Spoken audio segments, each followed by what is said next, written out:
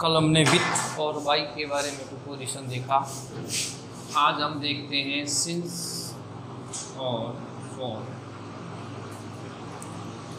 ये भी प्रीपोजिशन में आते हैं। टेंस में भी हमने किए थे सिंस फॉर का प्रयोग, प्रीपोजिशन में भी आता है। ये सिंस का प्रयोग, इसका प्रयोग निश्चित समय से पहले करते हैं। सिंस का प्रयोग निश्चित समय के लिए करते हैं। फॉर का प्रयोग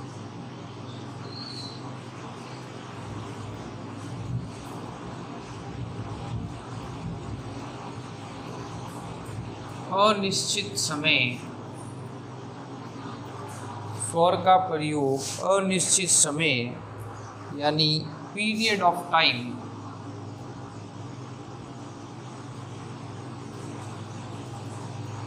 के साथ करते हैं। और सिंस का प्रयोग point of time, period of time और पॉइंट ऑफ टाइम के साथ करते हैं। ध्यान रखो, सिंस का प्रयोग निश्चित समय से पहले करते हैं, पॉइंट ऑफ टाइम। फॉर का प्रयोग अनिश्चित समय, समय निश्चित और अनिश्चित कैसे पहचानोगे? ये सिंस है, ये फॉर है। तो देखो, मॉर्निंग सुबह निश्चित है अपनी, ठीक है ना। 2020 निश्चित है, जुलाई निश्चित है, 5 अगस्त निश्चित है, ठीक है ना। ये निश्चितों में आता है, निश्चित है। लेकिन 2 आवर्स अनिश्चित है, कोई भी हो सकते हैं। 2 डेज कोई भी हो सकते हैं, 2 ईयर कोई भी हो सकते हैं, मैनी ईयर्स कोई भी हो सकते, कितने साल हो सकते हैं, ठीक है ना। तो ये अनिश्चित में आता है, ये निश्चित में आता है, ये ध्यान रखना। वाक्य इसका present perfect continuous, past perfect continuous में प्रयोग करते हैं। हम टेंस में किया था इसका, जैसे ही has been reading since Khalistan morning, Mohan has been playing 2 hours. They have been writing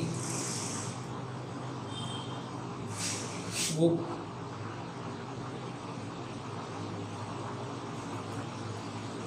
और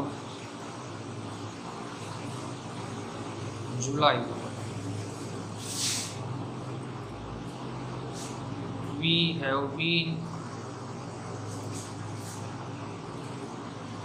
working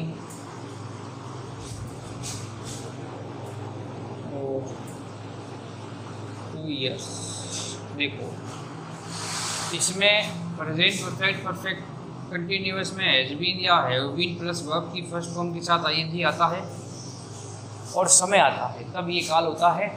जैसे मॉर्निंग है, मॉर्निंग में होगी, इवनिंग को होगी, चेंज नहीं होगा। आफ्टरनून में होगा। ये एक निश्चितता बताता है कि मॉर्निंग में ही होगा, जो कि पॉइंट ऑफ टाइम में आता है, जहाँ पर हमें सिंस का प्रयोग करना है। Since morning.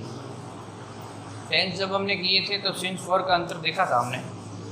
Mohan has been playing, खेल रहा है 2 घंटे से। ये 2 घंटे कोई भी हो सकते हैं, 2 से 4, 2 घंटे तो कोई भी हो सकते हैं ना। जैसे मान लो 2 से 4 हो गया, 6 से 8 हो गया, कोई भी हो सकते हैं। ये जो होता है पीरियड ऑफ टाइम कहलाता है, समय, बिंदु समय जिसे हम कहते हैं। वहाँ पर हमें किसका प्रयोग करना है? फॉर का प्रयोग करना है। They have been writing book, वे किताब लिख रहे हैं। कब से? जुलाई से। जुलाई निश्चित है, जुलाई में आएगी, तो सिंस का प्रयोग हो जाएगा।